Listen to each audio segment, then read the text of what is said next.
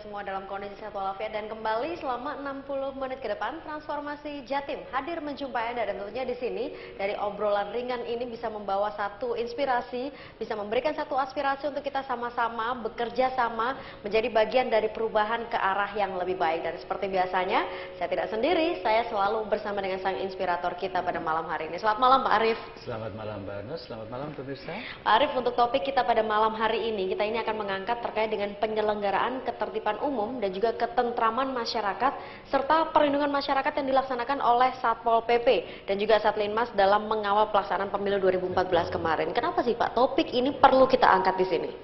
Ya, kita mesti selalu sadar ya bahwa sebetulnya pembangunan nasional itu tidak akan pernah berhasil kalau tidak didukung oleh kualitas organisasi dan kualitas SDM yang memadai.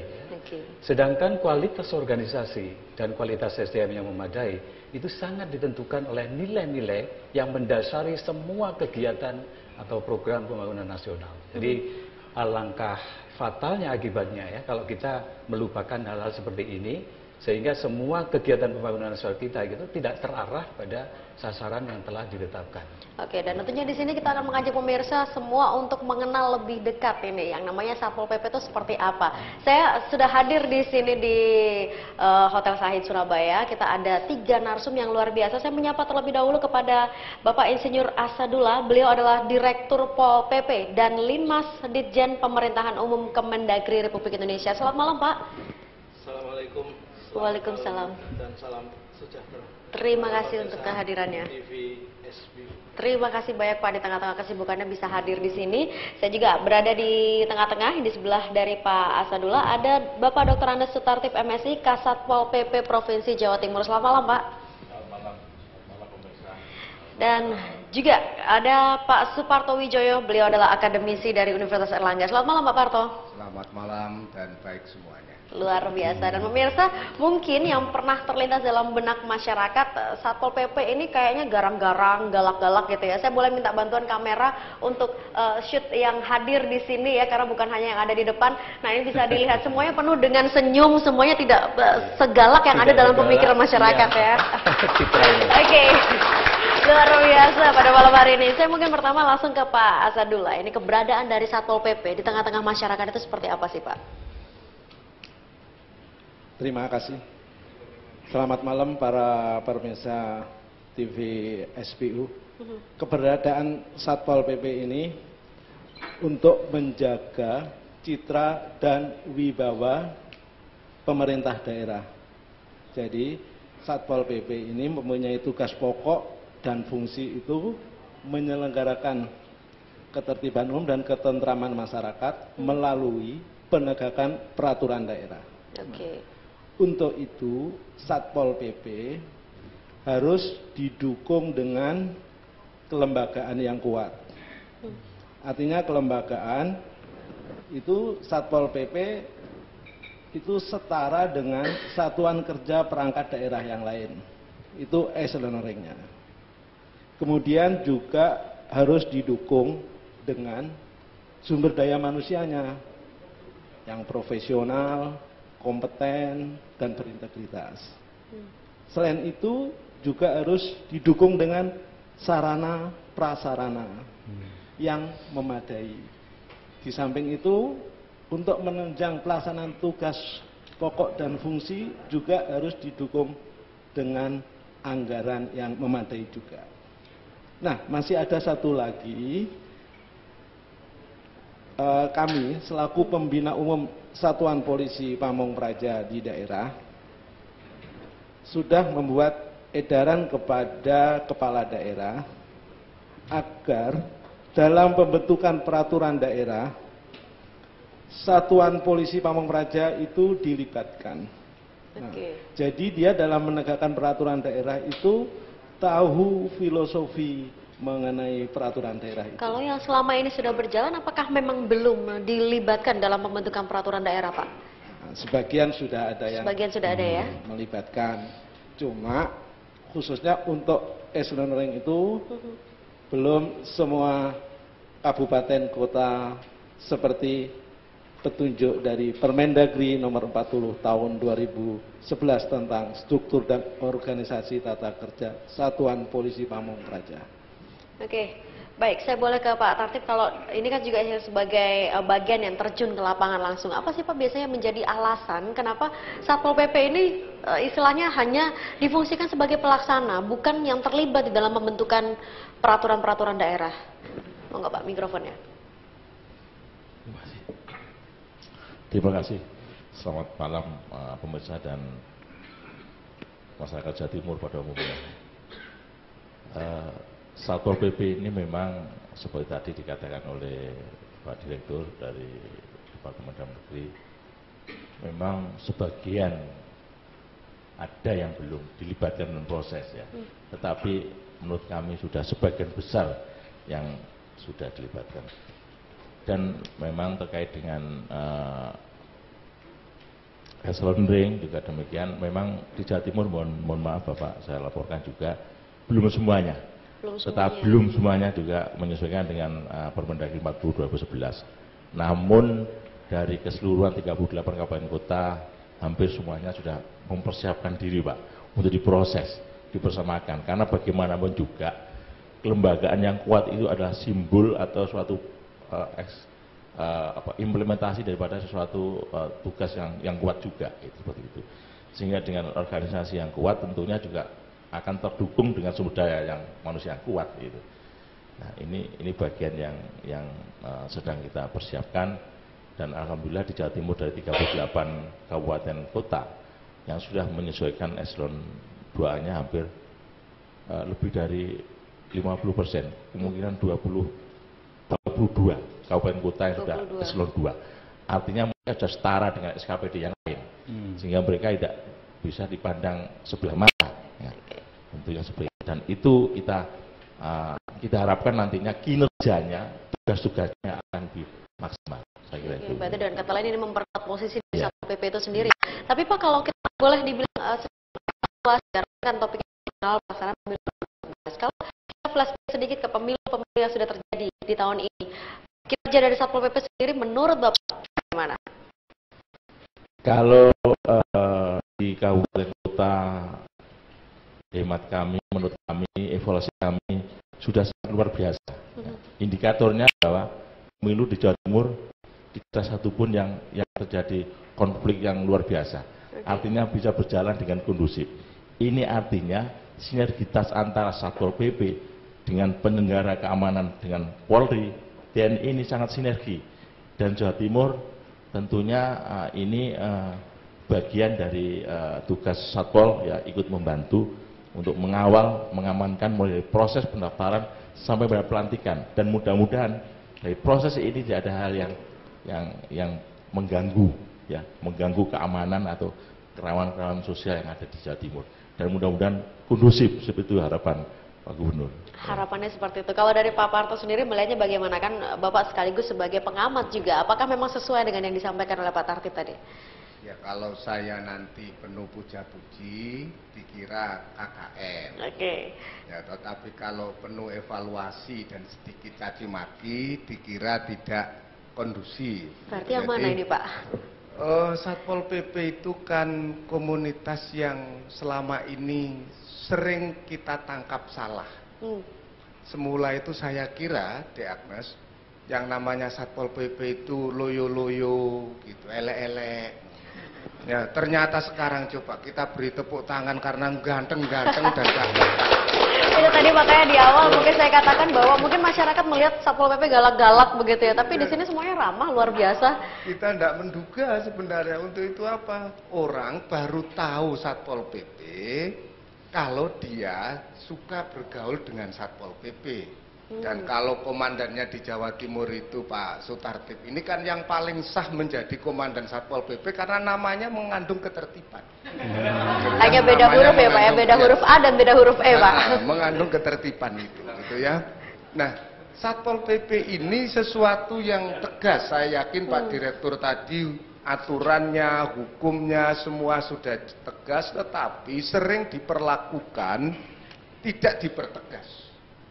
Satpol PP dalam pelaksanaan tugasnya dalam pengamatan saya sudah sangat jelas tapi dikaburkan. Yang mengaburkan ini siapa Pak? Dari pihak mana sebenarnya? Tergantung konstelasi politik yang terkait. Nah, kalau tidak percaya ini semua mengalami. Ya. Menegakkan perda, iya, tegas, jelas. Tapi tatkala misalnya penambang pasir itu adalah ujung-ujungnya milik sebuah otoritas politik, penegakannya yang jelas menjadi tidak boleh jelas. Tidak boleh jelas. Itu kan bukan salahnya Satpol PP gitu ya. Urusan pemilu misalnya, masang baliho, masang alat peragaan kampanye yang jelas melanggar etika dan estetika yang mau ditegakkan oleh Satpol PP boleh. Tetapi ini ternyata calon dan partai politik milik pemegang otoritas pemerintah kabupaten setempat misalnya. Apa berani ngusik? Nah, jelas tapi boleh tidak jelas akhirnya dipodono karo seragame remeng-remeng ae. Oke, baik, nanti yang mungkin akan kita bahas segmen berikutnya adalah tadi seperti yang dikatakan oleh Pak Warto adalah bagaimana ketika Satpol PP ini harus bertindak tegas tapi harus bersinggungan juga dengan kepentingan-kepentingan politik. Kami kembali saat lagi pemirsa. Ya pemirsa, Anda kembali bersama dengan kami di Transformasi Jawa Timur dan saya mungkin langsung ke Pak Arief karena tadi ada satu yang dilontarkan oleh Pak Parto ketika Satpol PP ini ternyata harus bersinggungan dengan kepentingan-kepentingan politik. Dalam rangka juga mungkin kemarin ketika pemilu ada mungkin baliho-baliho yang boleh dibilang ini pemegang kekuasaan. Jadi seperti apa sebenarnya kalau seperti itu Pak? Ya, kita kan harus menyesuaikan dengan tuntutan perubahan zaman ya. Saat ini memang saat yang paling tepat ya bagi Satpol PP untuk mentransformasi diri. Jadi menjadi satu organisasi atau satu unit SKPD ya, kalau tadi Bapak menyampaikan ya. Ini yang selevel dengan SKPD yang lain. Dan ini memang mutlak harus dilakukan ya. Seperti tadi kita dengar dari Pak Dirjen bahwa sebetulnya sekarang peran Satpol PP ini adalah peran yang strategis ya. Satpol PP adalah satu lembaga yang harus menciptakan satu kondisi yang kondusif sehingga semua peraturan daerah, semua peraturan menteri, kemudian peraturan pemerintah dan sebagainya itu dapat berjalan sebagaimana mestinya. Kalau kondisinya tidak kondusif, tentu semua peraturan, semua kebijakan publik tidak akan bisa berjalan dengan baik. Dengan demikian, sasaran pembangunan nasional tidak akan pernah tercapai secara optimal. Oke, penegakan perda itu lebih dikedepankan. Sebelum saya ke Pak Komandan yang ada di depan, saya boleh ke audiens. Kira-kira berani nggak sih kalau misalnya memang kita harus bersinggungan dengan katakanlah pemegang kekuasaan. Nah, Satpol PP ini seperti apa? Berani tidak untuk menegakkan perda? Luar biasa. Boleh beri aplaus untuk Anda semuanya. Pak Komandan, saya mulai ke Pak Tartib lebih dulu. Pak Tartib, gimana ini melihatnya? Karena penegakan perda, kita bukan hanya sekedar berurusan dengan masyarakat, tapi juga para pemegang kekuasaan itu sendiri juga bagian dari masyarakat yang ada. Jadi begini ya, saya apresiasi sekali dengan kabupaten kota. Sebetulnya teman-teman di kabupaten kota itu tidak ada yang tidak berani melakukan penegakan kalau semuanya berani, Pak. Iya, itu yang saya tahu. Tetapi mereka dengan model-model yang mereka lakukan ya. Contoh di dalam suatu proses penertiban apapun, saya melihat kawan-kawan tidak dikomunikasikan. Jadi artinya mereka dengan partai politik pun juga bicara, dengan Bawaslu, Panwaslu juga ada bicara, sehingga tatkala ada pelanggaran itu memang pelanggaran itu dipahami bersama, sehingga tatkala mereka kita tertibkan pun ya tidak ada masalah di lapangan. Tetapi tatkala kita sepihak, tatkala kita tidak ada komunikasi dengan mereka, ini bisa terjadi. Berarti komunikasi seperti apa? Apakah sebelum melakukan penegakan keadilan atau penegakan perda itu harus istilahnya disampaikan secara verbal ataupun tulisan terlebih dahulu atau bagaimana Pak? Ada suatu bentuk yang dilakukan di Surabaya. Tatkala ada Yona, ada yang tidak boleh, ada Alpraga dan ada Yona yang boleh, itu disampaikan secara bersama-sama. Dan itu dikomitmeni, dijadikan suatu kesepakatan bersama. Dan itu apabila terjadi pelanggaran, ya kita ingatkan mereka. Dan mereka, alhamdulillah ya, mereka patuh dengan itu, ya, patuh dengan itu. Sehingga saya merasa kata kuncinya di daerah yang selama ini, ya memang ada lah. Saya tidak menyangkal apa dikatakan Profesor tadi kalau ada hal yang satu dua seperti itu, tetapi pada umumnya semua pelaksanaan tugas-tugas yang dilakukan oleh Satpol PP di daerah dengan konsekuen dan berani ya, kalau memang itu betul-betul melanggar. Dan kata kuncinya dikomunikasikan. Saya kira itu bagian dari yang saya pesankan pada teman-teman, bahwa apapun bentuk pelanggaran, apapun bentuk yang dilakukan oleh masyarakat itu adalah masyarakat kita. Ya. Itu perlu diayomi oleh kita dan perlu dilindungi oleh kita.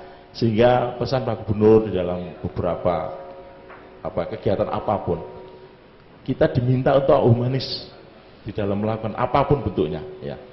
Humanis, persuasif ini lebih dikedepankan. Baru nanti setelah prosedur di dalam SOP kita sesuai dengan Permendagri 54/2011 itu sudah dilaksanakan dan mereka tetap pelanggar, ya kita tindak. Tetapi kalau alat peraga yang ada itu kalau sudah di zona yang nggak boleh dan kita sudah komitmen, ya langsung kita tindak. Tata ininya urutannya seperti apa Pak? Apakah peringatan terlebih dahulu atau langsung ditegakkan atau gimana Pak? Urutan untuk menegakkan perda itu seperti apa? Kalau ada peringatan perda itu ada peringatan 1 ya dalam waktu 7 hari Pak, peringatan 2, 3 hari. Peringatan 1 itu seperti apa? Apakah hanya bertemu saja atau melalui via surat atau tertulis ya berarti? Semua tertulis. Peringatan 2 tertulis, 3 tertulis, baru nanti diadakan penegakan langsung. Ya. Baik. Pak Parto mungkin ada tanggapan Pak? Ya, saya kan ngamati dong. Ngamati tatkala diberi pertanyaan berani, jawabnya ya mesti berani. Itu termasuk bentuk pencitraan nggak sih Pak? Ya, mesti berani tetapi dengan derajat dan sorot mata yang berbeda. Gitu ya, itu kan kita harus ngamati begitu. Karena persoalannya bukan di tempat berani tidak berani, tetapi fungsional apa tidak fungsional perilakunya. Karena apa? Penegakan yang dilakukan oleh teman-teman Satpol PP itu kan dalam derajatnya kelas yang bawah. Beda dengan kepolisian, dengan kejaksaan, itu kan untuk kejahatan yang sangat elitis, yang terkadang memang dia tidak bersentuhan di sana karena urusan derajatnya undang-undang. Teman-teman Satpol PP ini derajatnya di perda, yang dihadapi PSK coba. Yang diobrak-obrak PSK pas nyusoni bisa. Nah, ini di satu sisi menjaga ketertiban, di satu sisi ada ketenangan, tetapi ada penderitaan. Mau ditegakkan itu memang perintah perda, ditegakkan itu model semacam ini. Yang dihadapi juga PKL coba. PKL di pasar-pasar Krempeng, di situ ada banyak anak-anaknya, 3-2 anaknya ikut berdagang, ikut berjualan. Derita ini dialami dan disaksikan betul oleh kawan-kawan, oleh saudara-saudara kita Satpol PP. Kemudian ini disuruh menegakkan model kepolisian harus dicakup, tidak bisa karena di sini bersentuhan dengan nurani ekonomi dan nurani kemanusiaan. Maka tingkat juga siap, sanggup tadi itu pasti dalam derajat tertentu, Mbak.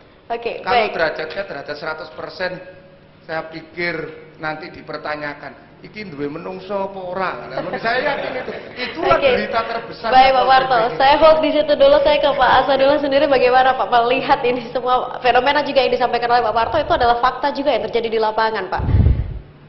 Terima kasih, selamat malam para pemirsa TV SPU yang saya banggakan. Apa yang diutarakan oleh Pak Profesor dan Pak Kasatpol Provinsi Jatim, memang Satpol PP ini tugasnya bersinggungan dengan masyarakat. Ya, artinya yang mencari nafkah seperti apa yang disebutkan oleh Profesor tadi. Bahkan sering dibenci oleh masyarakat juga Pak kadang-kadang ya Pak ya. Untuk itu kami sebagai pembina umum Satuan Polisi Pamong Praja baik di tingkat provinsi maupun kabupaten kota selalu kita meningkatkan kapasitas seperti yang saya utarakan tadi, kelembagaan, SDM, selain itu juga sarana prasarana dan anggaran. Kalau khusus untuk prasarana dan sarana, di tahun 2015 itu kami akan memberikan dana alokasi khusus. Ini untuk penguatan sarana prasarana. Itu secara nasional atau hanya untuk beberapa provinsi tertentu, ini Pak? Sesuai dengan kemampuan anggaran pendapatan belanja negara. Jadi untuk pembangunan gedung, untuk kendaraan operasional Satuan Polisi Pamong Praja, untuk body protector PHH itu, selain itu juga senjata api yang sekarang seperti di DKI itu sedang ramai. Cuma senjata api ini juga sudah ada permennya sendiri, Permen nomor 26 tahun 2011 tentang penggunaan senjata api oleh Satuan Polisi Pamong Praja. Nah, itu sudah diatur. Ini tugas kita adalah memberikan peraturan-peraturan dari pusat. Itu rencananya nanti di tahun 2015 ya Pak ya? Berarti? 2015 sampai 2019 di Rencana Pembangunan Nasional, khususnya Kementerian Dalam Negeri, dalam hal ini Direktorat Polisi Pamong Praja, Ditjen POM, itu selama 5 tahun ke depan itu 4 tadi sarana prasarana, mudah-mudahan seluruh Indonesia ini sudah memadai. Samping itu kendaraan operasional, selain itu juga pelindung diri, dan terakhir adalah senjata api itu. Tapi peluru hampa itu. Peluru hampa, berarti ini fungsinya nanti ke depannya untuk apa Pak? Senjata kejut, karena itu untuk perlengkapan yang bertugas operasional di lapangan, agar Satuan Polisi Pamong Praja itu bisa menjaga citra dan wibawa pemerintah daerah sesuai eksistensinya, sesuai tugas pokok Satuan Polisi Pamong Praja. Oke, untuk kedepannya ini berarti sebenarnya kedudukan dari Satpol PP dengan mungkin aparat-aparat yang hampir sama, boleh kalau saya bilang seperti itu, mungkin polisi. Ini sebenarnya seperti apa Pak? Karena takutnya masyarakat menilai ini nanti kalau Satpol PP juga dapat senjata atau perlindungan diri dan segala ini hampir sama dengan polisi. Terima juga. kasih Pak Nes. Jadi kalau dengan kepolisian, dia bidangnya kan keamanan. Kalau TNI adalah pertahanan. Ini lain. Kita ini yang menyangkut tindak pidana ringan. Jadi kita juga mempunyai sebagian kewenangan dari kepolisian. Sebagian kewenangan. Bisa menangkap, bisa melakukan pemberkasan, cuma dia tidak bisa menahan. Nah, itu bedanya. Jadi tindak pidana ringan. Nah, itu yang perlu digarisbawahi. Oke, kalau sejauh ini mungkin review juga sebenarnya dari sisi SDM, anggaran ataupun juga sarana prasarana, apakah memang dinilai minim kalau menurut Bapak? Terima kasih. Jadi begini, kalau untuk sarana prasarana ini kami selaku pembina umum Satuan Polisi Pamong Praja tidak bisa kita laksanakan sendiri. Begitu kuatnya pembinaan kita tanpa ada dukungan kepala daerah, dalam hal ini ya gubernur, bupati maupun wali kota. Selain itu masih ada satu dukungan lagi, itu Dewan Perwakilan Rakyat Daerah. Nah, kalau ketiga ini bersinergi, pasti akan dihasilkan aparat Satuan Polisi Pamong Praja yang profesional, kompeten dan berintegritas dalam melaksanakan tugas. Seperti apa yang sudah diutarakan oleh Pak Kasat tadi, humanis, persuasif. Jadi itu yang dikedepankan dulu. Jadi yang dikedepankan adalah bukan otot, otak dulu. Otaknya lebih dulu. Persuasif itu dulu. Baru nanti terakhir otot kalau memang sudah nggak bisa mengatasi lagi ya Pak ya. Oke baik, Pak Parto gimana Pak? Ya gini, kita ini publik, saya justru ingin mengkritik publiknya, bukan soal Satpol PP-nya. Karena publik itu terlalu berharap besar kepada Satpol PP, tetapi sesungguhnya tidak memberikan penghargaan yang semestinya kepada Satpol PP. Publik mengharapkan apa sih Pak dari Satpol PP? Kan kepingin ketertiban, kepingin dapat perlindungan. Tetapi coba-coba, Satpol PP kalau kita pelajari di seluruh Indonesia itu, anggaran per kabupatennya tidak ada 1% dari total APBD-nya. Tapi kan itu bukan dari publik Ya, masyarakat juga kan Pak ya? Ya, Kalau itu dari artinya sisi gini, pemerintahan ya? Berarti. Minta besar, tapi Satpol PP diminta untuk memberikan perhatian kepada mereka besar.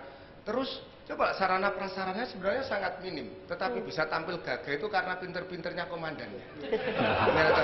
Iya, ini kan cicilannya juga.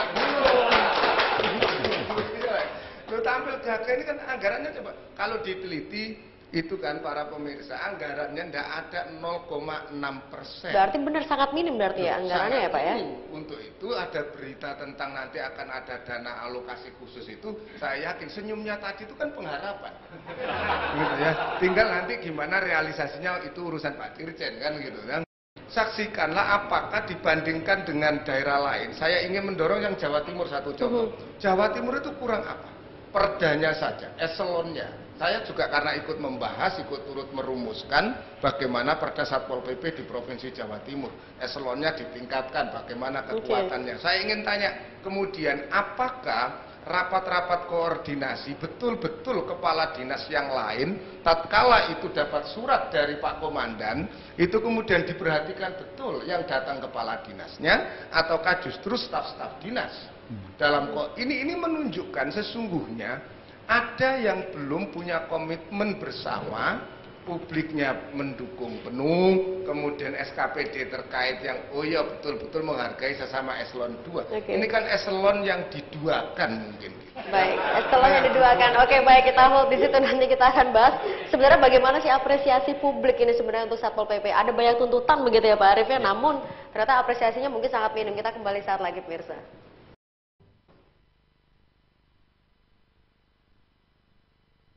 Saya kira yang utama memang Satpol PP itu keberadaannya dibutuhkan ya oleh masyarakat, membantu pemerintah dan sebagainya. Dan ini adalah langkah baru dari pemerintahan kita yang memang sifatnya sudah, kalau orang akademisi menyebut governance ya, jadi sudah memang penyelenggara pemerintah tidak bertumbuh pada pemerintah saja, memang harus ada partisipasi masyarakat, pihak swasta. Ini suatu kemajuan begitu. Jadi tetap perlu atau ya, hanya mungkin harus fasilitas itu juga harus didukung begitu.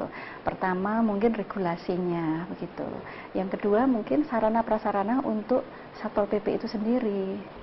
Satpol PP itu Satuan Polisi Pamong Praja yang mana keberadaannya adalah untuk penegakan perda serta menyelenggarakan ketertiban ya, ketertiban umum dan ketentraman masyarakat.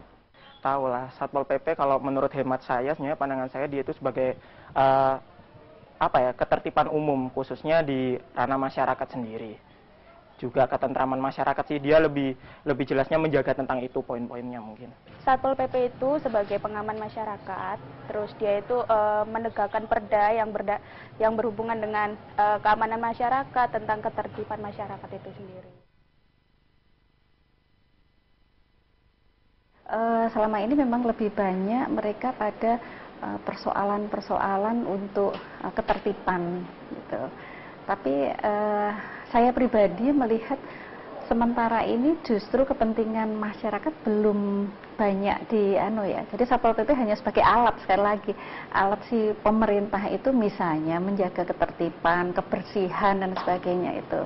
Bagaimanapun kan sebetulnya dia suatu institusi yang juga harus berpihak ya. Nah ini keterpihakannya kok lebih banyak kepada yang menugaskan dari pemerintah. Ini yang realitanya Pak, ya justru bukan untuk masyarakat tapi untuk pemerintah kota maupun pemerintah daerah. Dari yang kami kemarin survei itu, bahkan Satpol PP itu banyak tindakan represifnya. Dari 60% itu adalah penggusuran PKL. Terus 30% itu penertiban bangunan-bangunan liar, dan yang 10% itu untuk penyidikan PNS itu. Bisa dibilang 50% terlihat. Salah satu contoh kasus mungkin saat selesai masa kampanye itu ada pencopotan bendera partai. Juga saat saya di daerah rumah saya saat saya pemilu, mereka juga ada mengawasi juga saat saat kita melakukan pencoblosan itu ada.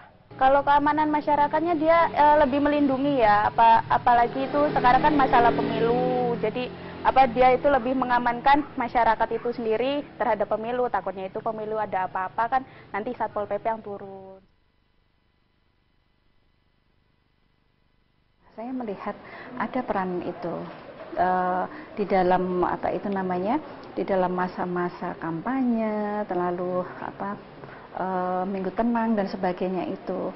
Cuman ini kalau saya melihat antara tugas Satpol PP dengan Panwaslu ini kok tumpang tindih ya. Jadi belum dengan satu sisi kalau ada protes dari partai, Panwaslu bilang loh itu tugasnya Satpol PP untuk penertiban baliho dan sebagainya.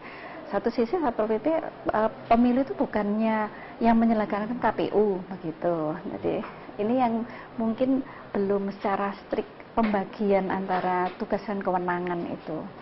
Kalau masalah Pilpres kemarin ya untuk kan tahapannya Pilpres ada masa kampanye Pak ya, masa kampanye, terus masa tenang, dan masa Pilpres tersebut pemungutan suara. Memang yang mencolok Satpol PP pada saat masa tenang untuk pencopotan APK ya, alat peraga kampanye. Sehingga kemarin tanggal berapa itu ada protes dari pemuda Pancasila terhadap Satpol PP, akhirnya bertemu dengan Bu Risma. Di situ ada diskriminasi pencopotan APK. Akhirnya Satpol PP minta maaf pada pemuda Pancasila, Pak. Sebenarnya kalau sebagai mahasiswa saya memikirnya sangat penting ya. Pentingnya karena memang dengan adanya Satpol PP terjadi stabilitas keamanan di ranah publik itu menjadi sedikit teratur dengan adanya Satpol PP itu sendiri. Kalau perannya Satpol PP itu dia lebih menjaga per TPS, biasanya dia itu kan menjaga keamanan dari pemilunya itu. Tapi yang saya lihat kemarin itu lebih kepada linmasnya daripada Satpol PP-nya itu sendiri.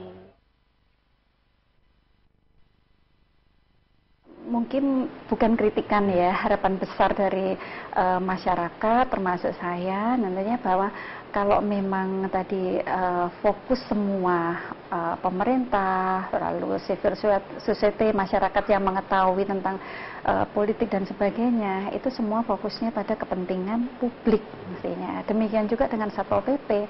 Jadi dia tidak hanya sebagai alat saja pemerintah terhadap misalnya ketertiban, menertibkan, boleh-boleh saja. Tapi penertiban itu kan tentunya tetap fokusnya kepentingannya kepada masyarakat kita. Dan jangan lupa yang namanya publik di Indonesia itu rata-rata masih lebih banyak masyarakat marginal yang perlu mendapat perhatian lebih begitu. Pertama ya, Satpol PP dari 3.500 Satpol PP Pemprov Jatim, Mbak ya, hanya 15% yang mempunyai sertifikat pelatihan Satpol PP. Dari 15% pun hanya sedikit yang mempunyai sertifikat penyidikan.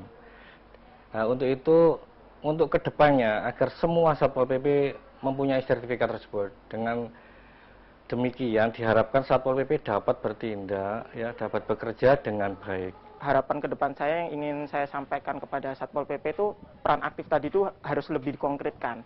Maksudnya dikonkretkan supaya Satpol PP itu kelihatan jelas, supaya masyarakat itu semakin tahu bahwa Satpol PP itu juga berperan aktif dalam ketertiban masyarakat. Soalnya selama ini yang kita tahu, ketertiban mungkin di stigma masyarakat yang terjadi ketertiban itu hanya peran polisi, peran Satpol PP di situ nggak ada.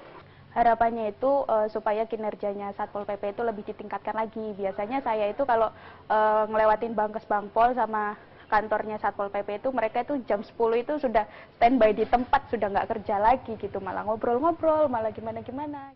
Ya pemirsa, mungkin kalau masyarakat menilai citra dari Satpol PP ini mungkin hampir sebagian besar mengatakan bahwa Satpol PP ini sepertinya negatif. Tapi mungkin kalau saya melihat dari sisi pemerintah, yang tadi dikatakan oleh Pak Dirjen, mungkin ada yang mengatakan dari pemerintah atau kepala daerah, Satpol PP ini orang buangan. Tapi kalau saya melihatnya justru dari kepala daerah ataupun mungkin SKPD lainnya, melihat Satpol PP ini kayak benteng terakhir.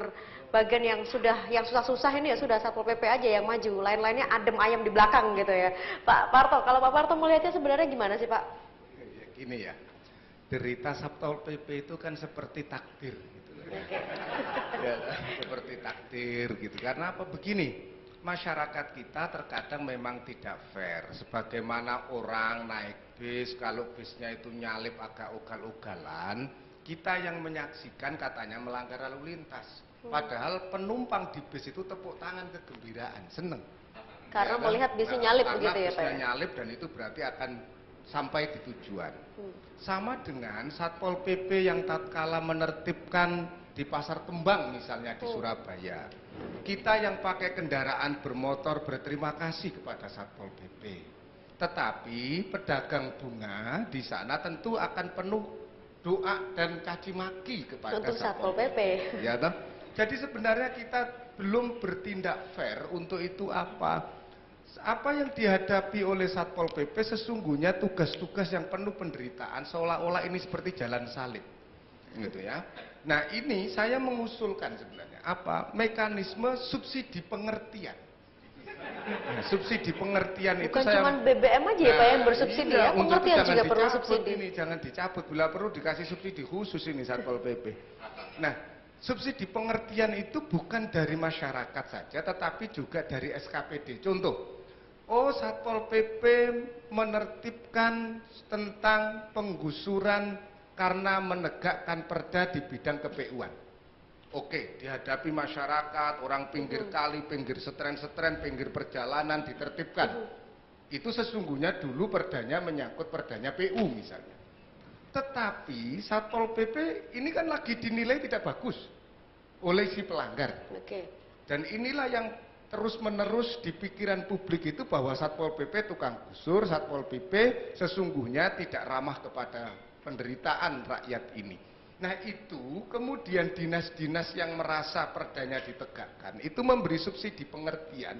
Maksud saya begini, setiap bulan tolong dinas-dinas itu tadi misalnya menyelenggarakan charity kepada masyarakat, membagi sembako, membagi cenderamata, itu jangan dinasnya yang bagi, yang baginya Satpol PP. Bahwa ternyata penggusur itu ya luman banget kayak gitu. Artinya apa? Tapi itu materialnya disediakan oleh dinas itu. Jadi kebersihan, nertibkan kebersihan.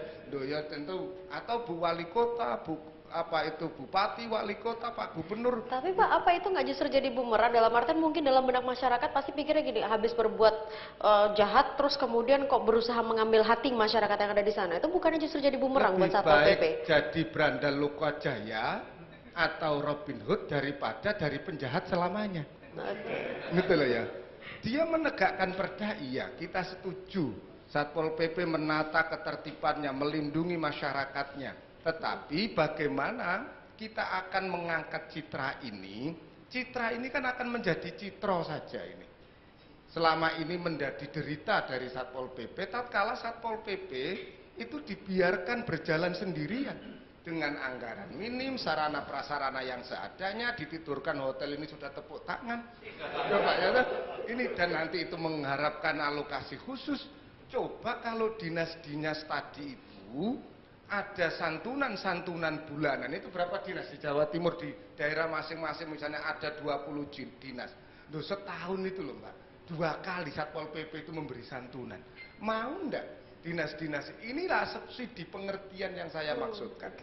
Ini adalah bagian dari subsidi kebijakan sehingga Satpol PP akan tampil elegan, tidak urusan penggusuran, tetapi Anda digusur itu bisa tanda syukur.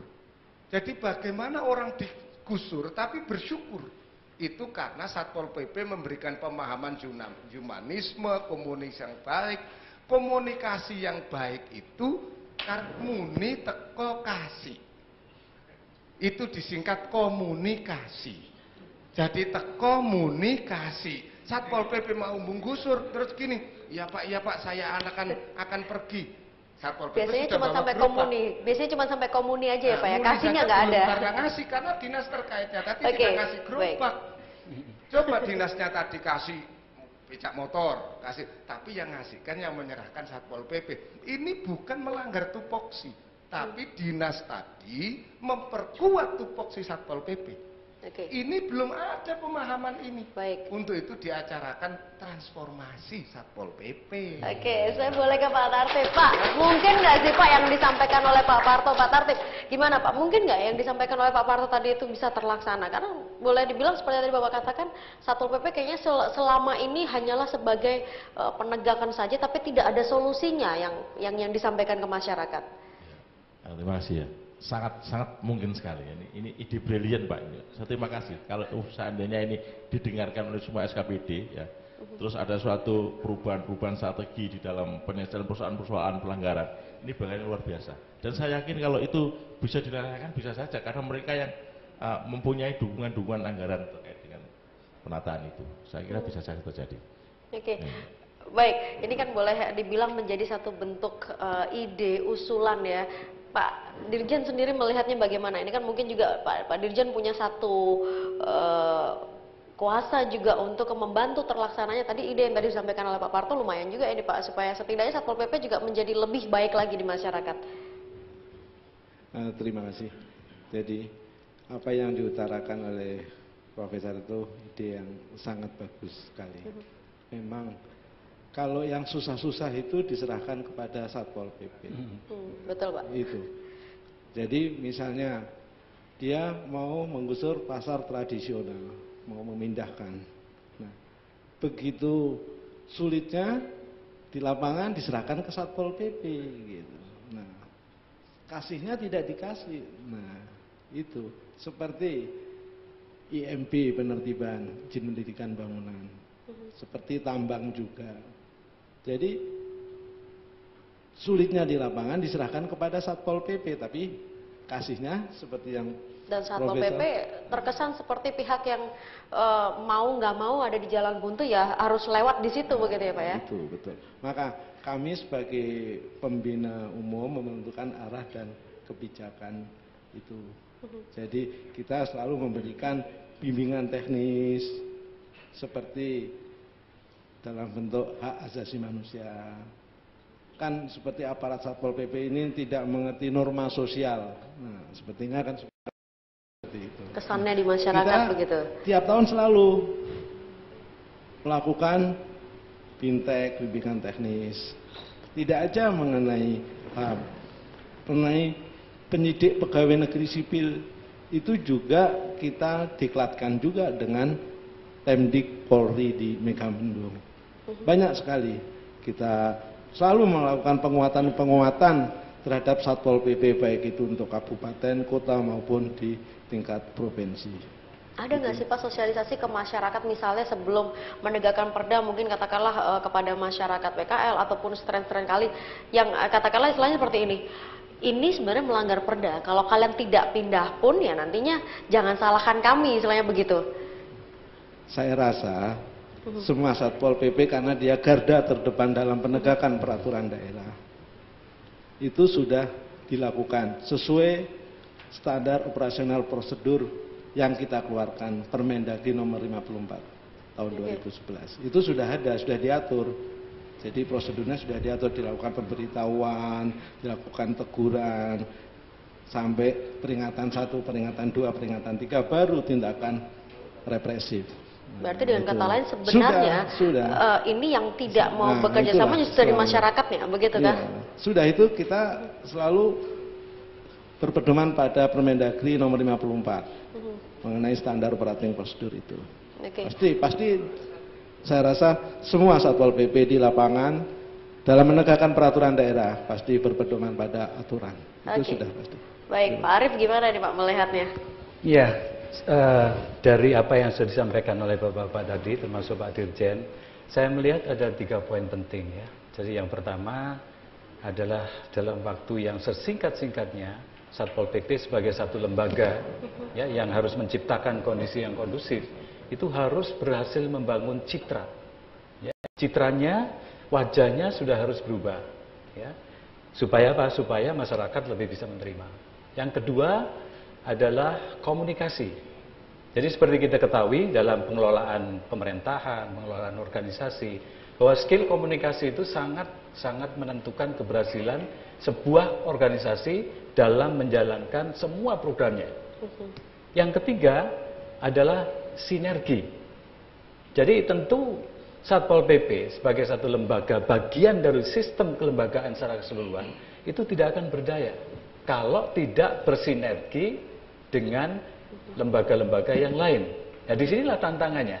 Jadi kalau citranya bagus, komunikasinya ya, skill komunikasinya memadai, tentu dia bisa berhasil untuk mengintegrasikan ya, mengkoordinasikan dan juga mensinkronkan semua program dan kebijakan Satpol PP terintegrasi dengan komponen-komponen pemerintahan yang lain. Hanya itu yang bisa dilakukan ya. Kalau ketiga hal itu gagal dilakukan, saya kira proses transformasi Satpol PP menjadi wajah baru ini yang diterima ya, wajah baru yang diterima di masyarakat dan punya wibawa di masyarakat itu tidak akan pernah tercapai.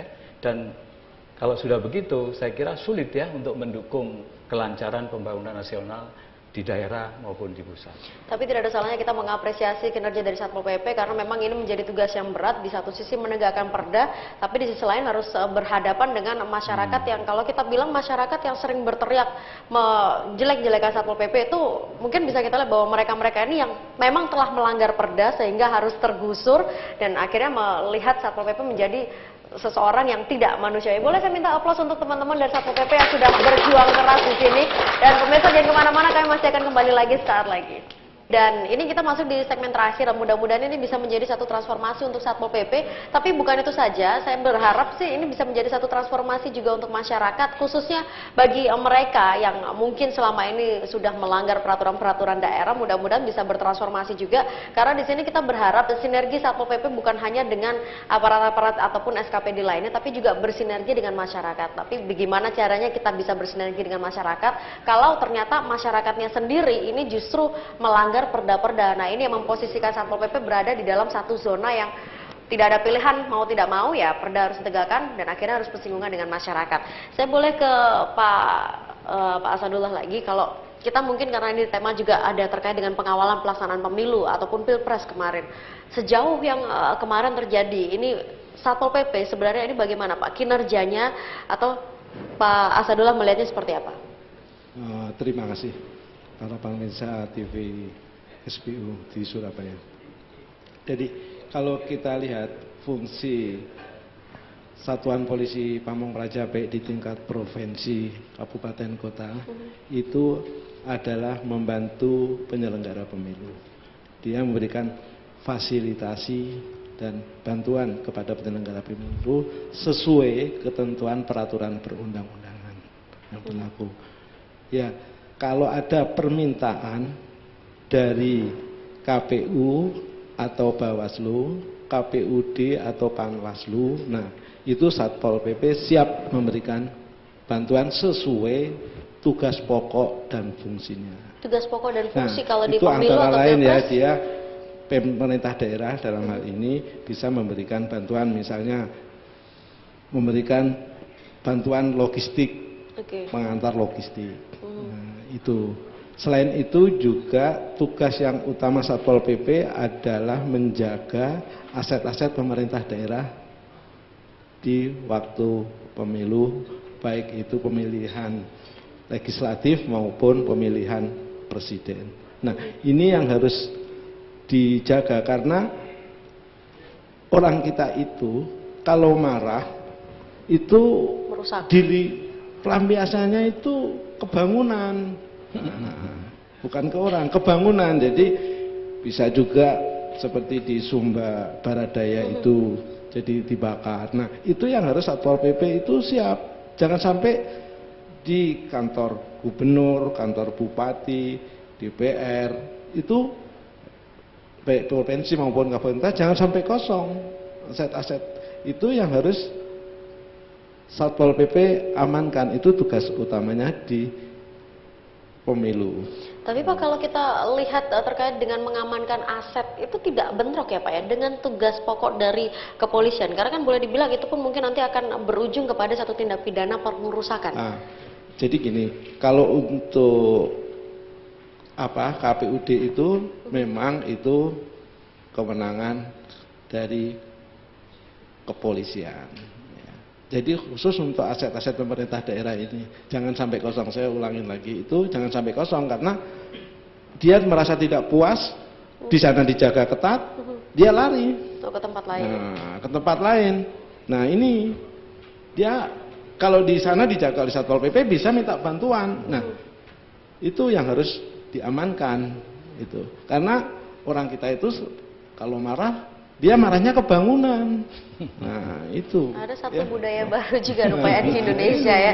Oke, sebelum ke Pak Marto, saya boleh ke Pak Tartib lebih dulu. Kalau melihat pemilu kemarin ini Pak, apakah memang kinerja Satpol PP ini menunggu instruksi dari Bawaslu ataupun KPU atau Panwaslu, misalnya katakanlah ada pelanggaran di sini, Satpol PP tidak memiliki kewenangan seutuhnya Dalam artian harus nunggu rekomendasi dari mereka-mereka sebagai penyelenggara pemilu. Jadi begini ya, di dalam tugas dan fungsi itu sudah ada batasan kewenangannya. Sejauh mana kewenangan KPU, sejauh mana kewenangan Bawaslu. Sehingga kami selalu bersinergi dengan Bawaslu, dengan KPU. Bahkan kemarin dari pusat juga melakukan sidak persiapan, Pak, mohon izin. Jadi Kabupaten Kota juga disidak terkait dengan persiapan-persiapan pemilu itu. Artinya apa? Karena pemerintah ini siapapun yang ada harus membantu terkait dengan kelancaran dan kesuksesan daripada Pilpres ini, pemilu kada ini. Saya boleh katakan bahwa terkait dengan Satpol PP ya, dalam mengawal pemilu kada ini, kawan-kawan dari sejak awal sudah melakukan kegiatan-kegiatan secara proaktif ya. Karena secara fungsional kita itu ada pilkada, tidak ada pilkada, ada pileg, ada pilpres, tidak ada pileg, tidak ada pilpres, kegiatan-kegiatan patroli wilayah ya. Kegiatan-kegiatan penertiban, kegiatan-kegiatan deteksi dini terkait gangguan-gangguan ini selalu kita lakukan. Sehingga upaya-upaya terkait dengan mengawal pemilu kada ini adalah suatu bagian yang sudah harus kita lakukan secara bersama-sama. Oke. Baik, saya boleh ke Pak Parto sekaligus juga apa yang menjadi harapan-harapan Pak Parto untuk Satpol PP ke depannya? Ya begini, kalau soal pemilunya, sesungguhnya situasi sekarang itu sesuatu yang darurat sipil itu sekarang. Ini kan serius sebenarnya. Karena ada antisipasi yang harus diambil oleh Satpol PP. Iya, kalau putusan MK itu normal-normal saja, maka menguatkan keputusan KPU aman. Kalau keputusannya diulang pemilu di beberapa lokasi tetapi toh yang kalah tetap kalah misalnya. Kalau yang diambil itu mengejutkan, pemenangnya didiskualifikasi karena doping misalnya. Ya toh, ini kan sama dengan orang lari maraton pakai obat kuat, toh didiskualifikasi, maka ada keterkejutan publik di situ. Itulah yang harus diantisipasi, maka di sini situasinya bisa itu. Singkat untuk harapan-harapan juga untuk teman-teman, untuk dari divisi Satpol PP sendiri seperti apa untuk kedepannya? Silakan Pak. Baik, khususnya kepada kawan-kawan Satpol PP yang ada di Kabupaten Kota dan masyarakat Jawa Timur pada umumnya, karena Pilpres ini sedang sengketa ya Bob, istilahnya tanggal 21 ada penetapan. Kami minta untuk semuanya kewaspadaan dini anggota-anggota kita yang ada di daerah khususnya Kabupaten Kota di 38 kabupaten kota supaya lebih ditingkatkan. Lalu Pamswakasa ya, karena Linmas itu adalah bagian dari fungsional kita yang harus kita mobilisasi. Saya minta tolong juga Pamswakasa yang ada di daerah-daerah juga lebih ditingkatkan. Lapor 1 kali 24 jam bagi tamu yang hadir yang tidak dikenal pun juga harus lebih digerakkan ya. Sehingga tatkala nanti ada ketetapan atau ada penetapan terkait dengan Pilpres ini, betul-betul saya mohon Jawa Timur dapat terpelihara dan dapat kondusif. Dan yang tidak kalah pentingnya, saya mohon juga kepada para kasat dan partisipasi masyarakat semuanya juga mohon dukungannya dan sinergi dengan aparat keamanan khususnya Polri, TNI, supaya kita bersama-sama membantu untuk mengamankan Pilpres ini bisa berjalan dengan baik tanpa ada suatu konflik apapun yang ada di dalam masyarakat. Terima kasih. Baik, terakhir juga dari Pak Asadullah selaku Direktur Pol PP dan juga Linmas untuk Ditjen Pemerintahan Kemendagri Republik Indonesia. Terima kasih. Kami dari Kementerian Dalam Negeri khususnya Direktorat Polisi Pamong Praja dan Perlindungan Masyarakat mengucapkan selamat bertugas kepada seluruh anggota Satpol PP di lapangan, khususnya se-Provinsi Jawa Timur. Dan pada kesempatan yang baik ini, di malam ini, kami memberikan apresiasi yang setinggi-tingginya kepada Satpol PP atas dedikasi dan loyalitas anggota Satpol PP. Tingkatkan terus sebagai abdi pemerintah, abdi negara, dan abdi masyarakat. Baik. Terima kasih.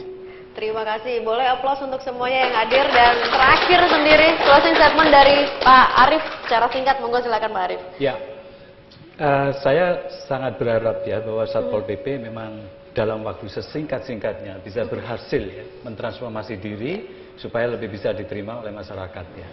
Jadi kalau saya melihatnya bahwa ada satu ya urgensi yang sangat tinggi. Keberhasilan Satpol PP ini sangat ditentukan oleh kapabilitas internal dan juga sinergi dengan eksternal ya. Artinya apa? Dalam waktu sesingkat-singkatnya Satpol PP ini harus berhasil, yaitu tadi membuat dirinya diterima oleh masyarakat ya, dengan apa? Dianggap satu lembaga yang memang punya kredibilitas tinggi dan juga bisa merangkul masyarakat ya untuk bersama-sama meningkatkan kondusivitas lingkungan di Jawa Timur ya. Dengan itu saya pikir pembangunan nasional di Jawa Timur akan lebih berhasil secara optimal ya. Jadi ini tantangan juga gitu ya. Jadi nggak bisa lagi ditunda-tunda itu. Saya kira itu aja. Oke, baik. Dan berhubung di meja ini bunganya hanya 2, saya tidak mungkin membagikan bunga seperti tadi kata Pak Parto untuk semua yang hadir di sini atau mungkin untuk Pak Asadullah ataupun semua yang ada di sini. Tapi saya ucapkan terima kasih untuk kehadirannya, luar biasa. Apresiasi untuk Anda semuanya, juga buat Pak Parto, Pak Asadullah dan juga Pak Sutartip untuk kehadirannya. Mudah-mudahan ke depan Satpol PP semakin sukses dan semakin dicintai oleh masyarakat. Pemirsa, saya pernah ingat pemirsa ada satu kalimat yang pernah mengatakan untuk menjadi bos yang dicintai oleh bawahannya itu biasanya setidaknya harus berkompromi dengan kesalahan-kesalahan bawahannya. Tapi untuk menjadi bos yang benar-benar memiliki satu penegakan terhadap aturan-aturan di kantor ya memang harus agak sedikit galak. Nah, sekarang kalau seandainya saya melihat Satpol PP dinilai galak oleh masyarakat, saya justru menilai bahwa Satpol PP telah menjalankan tugasnya dalam penegakan perda. Saya Agnes pamit, kita ketemu minggu depan.